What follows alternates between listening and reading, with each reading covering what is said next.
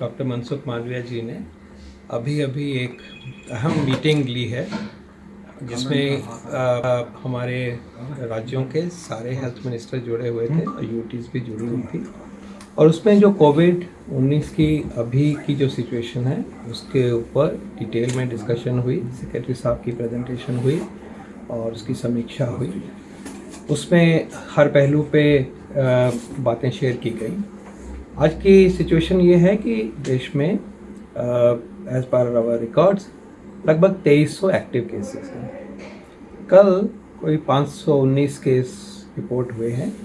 इसके पहले 2 हफ्ते में 10 दिन में 110 इस तरह से केसेस आते हैं, लेकिन ट्यूसडे की रिपोर्टिंग वीकेंड की कई बार हाई होती है। ये वो भी हो सकता है, लेकिन हो सकता है कि प्रभाव इस सिचुएशन में इस स्वरूप में कोविड-19 का बढ़ रहा है, ये हो सकता है। केरल में केसेस हैं, तमिलनाडु में है, कर्नाटक में है, खासकर गोवा में भी थोड़ा कंसर्न है। तो एक नए थोड़ी सी आउटब्रेक ज़रूर सामने आई है और ये भी देखने में आया है कि इस बार ये जो आउटब्रेक है वो हो सकता है कि एक सब टाइप है जो BA 2.86 का वेरिएंट आगे जो स्वरूप दिया उसने सब टाइप है JN.1, उसकी वजह से ये अपसर्ज हुई है। बाहर के देशों में भी ये वेरिएंट आना शुरू हुआ है, जैसे US में 15 से 25% में कहा जा रहा है कि अब आ गया है।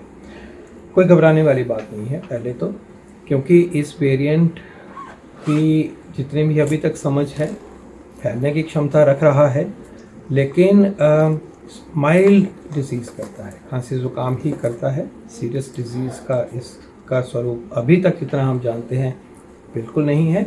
हम अगर टोटल पिक्चर देखें तो सारे ही केसेस में से 91% मतलब 91-92% लोग घरों में ही हैं, अपनी नॉर्मल प्रक्रिया कर रहे हैं, खांसी ज़ुकाम को वहन कर रहे हैं। और वजह से भी आता रहता है, सर्दियों का सीज़न है।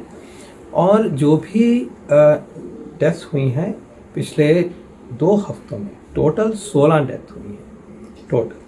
वो लगभग उन्हीं व्यक्तियों में हुई हैं as per hour records and information जिनमें कि सीरियस कोमॉर्बिडिटीज़ है, कोई हार्ट की डिजीज़ है, डायबिटीज़ है, हाइपरटेंशन है, कैंसर है। ऐसे ही लोगों में जैसे कि कोई भी इन्फेक्शन फ्लू हो या कोविड हो ज़्यादा असर करता है, वैसा ही दिखाई दे रहा है। लेकिन ये सब होते होते हमें याद रखना चाहिए कि कोविड-19 अभी गया नहीं है। ये वायरस घूम रहा है, अपना स्वरूप बदलता है और कुछ प्रदेशों में जैसे टेस्टिंग हुई है वहाँ पे उस वजह से और वहाँ से शुरुआत हुई है कह लीजिए, तो देश को सजग रहना पड़ेगा। पहले भी उन्हीं राज्यों से होता है क्योंकि वहाँ आना जाना ज़्यादा होता है और उनका टेस्टिंग के सिस्टम अच्छे हैं और फिर अगली जगह पे फैलता है। हो सकता है कि यही स्वरूप इसका रहेगा माइल्ड, कोई लाइवलीहुड हमारी नॉर्मल प्रक्रिया पे असर नहीं पड़ना चाहिए, यही उम्मीद है। लेकिन हमारी तैयारी पूरी होनी चाहिए।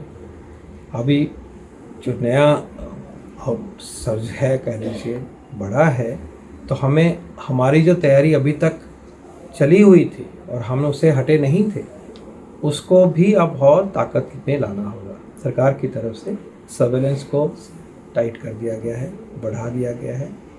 सीक्वेंसिंग का काम और सजगता से सटीक तरीके से किया जा रहा है। हमारे लैब्स में वायरस को आइसोलेट करके और उसकी टेस्टिंग जो भी होनी चाहिए वो काम सरकार की तरफ से हो रहा है। माननीय मंत्री जी ने आज राज्यों के मंत्री समूह को रिक्वेस्ट करी है कि सबसे पहले नंबर 1 आप सतर्क रहिए और टेस्टिंग करिए, टेस्टिंग का डेटा प्रोवाइड करिए। जो सीरियस निमोनिया जैसी इलनेस होती है हमारी फैसिलिटीज़ में, ज़िले के अस्पतालों में, मेडिकल कॉलेजेस में हमारे सर्वेलेंस का नॉर्मल हिस्सा है, उसको पूरी तरह से निभाइए। ये उनकी पहली रिक्वेस्ट है। दूसरी रिक्वेस्ट और एग्रीमेंट ये हुआ है कि हम अपनी हमारी जो तैयारी है, मॉक ड्रिल की बात है, PSA प्लांट्स की बात है, ICU सिस्टम की बात है, हमारे प्रोटोकॉल और जनरल अवेयरनेस और तैयारी सिस्टम में हो, वो को भी इसका संज्ञान लेने की उन्होंने रिक्वेस्ट करी है। क्लियरली कोई पैनिक की बिल्कुल वजह नहीं है। कोई भयभीत होने की वजह नहीं है।